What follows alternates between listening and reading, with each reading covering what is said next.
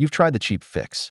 You bought the little $20 kit from the auto parts store, you rubbed and rubbed, and yeah, your headlights looked great for about 3 weeks. You got scammed. The truth is, those temporary fixes skip the single most important step. That's what we're fixing today. I'm going to walk you through the one way to restore those headlights, not just for a month, but permanently, so they look brand new for years. The problem isn't just that foggy headlights look terrible, right? That's annoying enough, but the real issue is safety. A faded, yellow headlight lens can block up to 70% of the light output. Think about that. You're driving around with less than a third of the light you're supposed to have, making it nearly impossible to see road signs, cyclists, or deer at night. It's a huge safety hazard, and it's also probably why the guy driving behind you is always riding your bumper, because he can't tell if you're braking or not.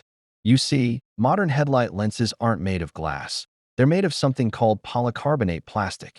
This stuff is strong, but it has one big weakness: the sun. When your car was built, the factory put a super thin, super tough UV-resistant clear coat on that plastic lens. That coat is what protected the lens from the sun's harsh rays, or UV radiation, for years. Over time, that original clear coat gets baked by the sun. It cracks, it fades, and it eventually breaks down completely. That yellow, cloudy mess you see? That's the bare polycarbonate underneath that's been damaged by the sun. When you use those cheap kits, all you're doing is polishing the top layer of that damaged plastic. You're not removing all the deep sun damage, and more importantly, you're not putting back the UV protection.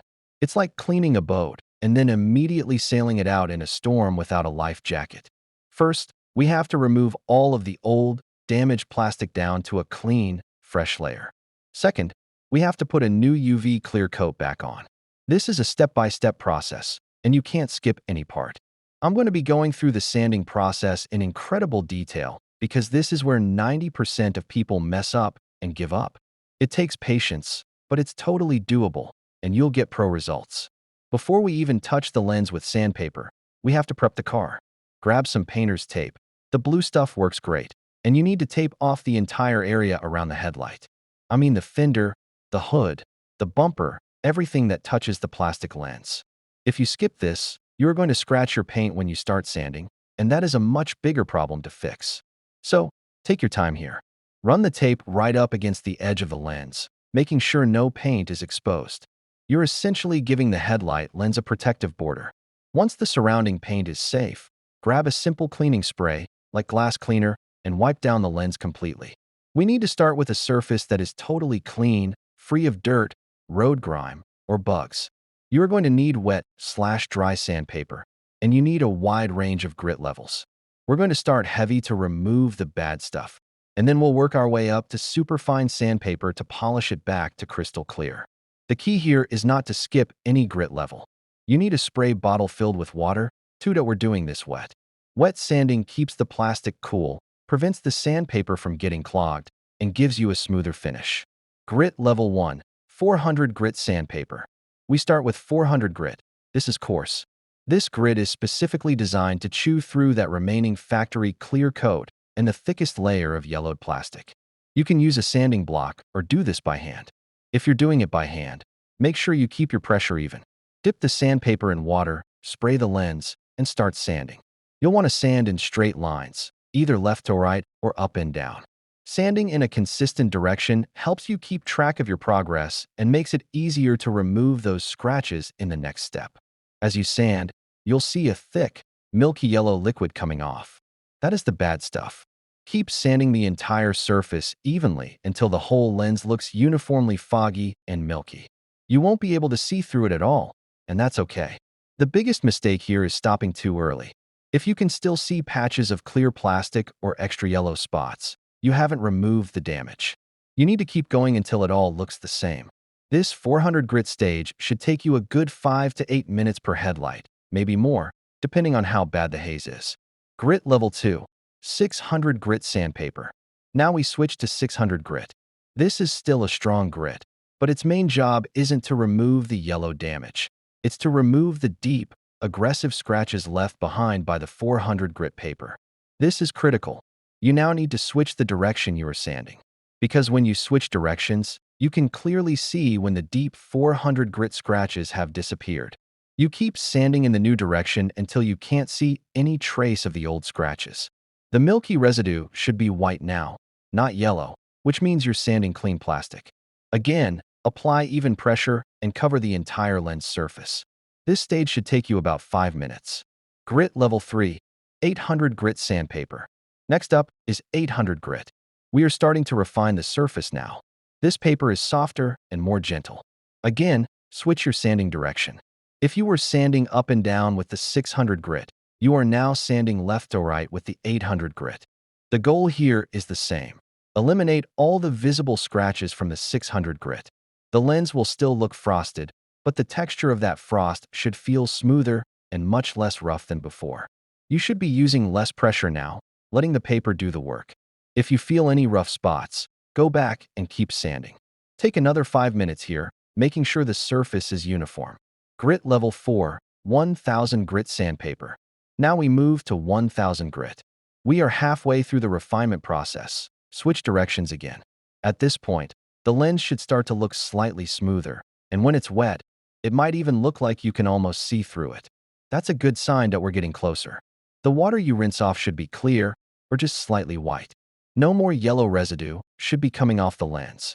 If you see yellow, you need to go back to a lower grit, maybe the 600, but only on the yellow spot. We need a perfect, even finish before we can polish. Give this step 3 to 4 minutes.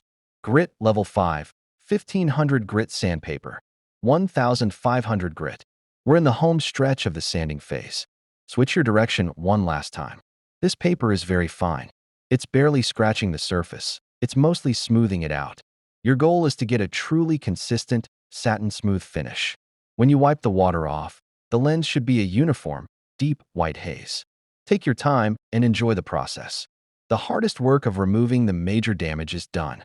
This stage is all about preparation for the final polish. If your hands are cramping, take a minute. 2 to 3 minutes of careful, wet sanding with the 1500 grit should do the trick. Grit level 6, 2000 grit sandpaper. This is the last paper sanding step, and this is where the magic starts to happen. With 2000 grit, you should barely be able to feel the abrasive nature of the paper. This is pure smoothness that we are now preparing the surface to accept the clear coat perfectly. Keep the sanding direction consistent with your previous step, 1500 grit, or you can switch directions if you feel it helps check your work better. When the lens is wet, you should start to see significant clarity. If you dry it off, it will still look foggy, but it should feel perfectly smooth to the touch, almost like glass, just frosted. If you have access to 3000 grit or P3000 foam pads, you can take a final pass with those, but 2000 grit is often enough if you do a very thorough job. Once you are satisfied that the surface is perfectly smooth and uniformly hazy with no deep scratches left from the lower grits, you need to completely clean the lens. This removes all sanding dust and residue. We need a surgical clean surface for the final step to work correctly. Dry the lens completely with a clean microfiber cloth. Before the permanent step, it helps to bring back some of that clarity using a polishing compound. This isn't the permanent fix, but it makes the final result look stunning. Grab a polishing compound, the same stuff you'd use to polish your car's paint, and a drill attachment with a foam polishing pad. Put a few small dots of compound on the pad, spread it around the lens first, and then turn the drill on at a moderate speed. Work the compound back and forth, slowly across the entire lens. You will see the lens transform from that dull, hazy white back to mostly clear, although maybe still a little soft or slightly foggy. This step smooths out the microscopic scratches left by the 2000 grit paper. Polish until the lens looks as clear as possible. Okay, this is the most important part of the entire process. This is the secret step the cheap kits ignore. There are 2 main ways to do this, and both work great. But you must use a product specifically formulated for headlight restoration that contains UV inhibitors. Simple spray paint clear coat will not last. It will yellow in a few months. Method A, the wipe-on liquid coat. This is the simplest method. You pour a small line of the liquid onto the pad, and you wipe it across the lens in one smooth, continuous motion from one side to the other. You have to be quick and smooth. The lens immediately goes from clear but soft-looking to crystal clear and glossy that it's a jaw-dropping moment. If you miss a spot or get a drip, You have to wipe it off immediately and reapply the whole coat. It's high pressure, but the results are instant. Method B, the aerosol spray coat. This method requires a little more control, but it gives a perfect, even finish. You'll be activating the hardener inside the spray can, so once you start, you have a limited time to use it. Wait about 10 minutes for that coat to flash off, dry slightly. The key is to apply enough to make the surface look wet and glossy, but not so much that it runs and drips. No matter which method you use, wipe on or spray, the job is not over yet. The coating needs to cure. You must leave the car completely alone, away from rain, dew, or direct sunlight, for at least 12 to 24 hours. The longer it cures, the harder and more durable that protective layer will become. Do not touch it, do not test it. Just walk away. Once the curing time is up, carefully remove the painter's tape. You'll want to pull it slowly and at an angle to avoid pulling up any of the fresh clear coat. When you look at the final result, you will see a stunning, glassy surface that looks exactly like it did the day your car rolled off the assembly line. You have successfully removed all the damage and, most importantly, you have reapplied the necessary UV protection, making this restoration truly permanent. You will now have maximum light output, and your car will instantly look years newer. You did the professional job that those quick kits never could. Conclusion and final thoughts. So that's the deal. Headlight restoration isn't a quick wipe job with a compound. That's just polishing damaged plastic. The permanent solution involves 3 critical stages. First, the long, detailed sanding process to strip away all of the old, baked-on, sun-damaged material. Second, achieving that perfectly smooth surface using every grit up to 2000. And third, the non-negotiable step of applying a dedicated, UV-resistant clear coat. Without that last step, the sun is just going to start damaging that bare plastic immediately, and you'll be doing the job again in a few months. Now that you know the secret, you can stop wasting your time and money on temporary solutions and get the maximum safety and clarity back on your car for good. Hit the subscribe button for more deep dive car projects.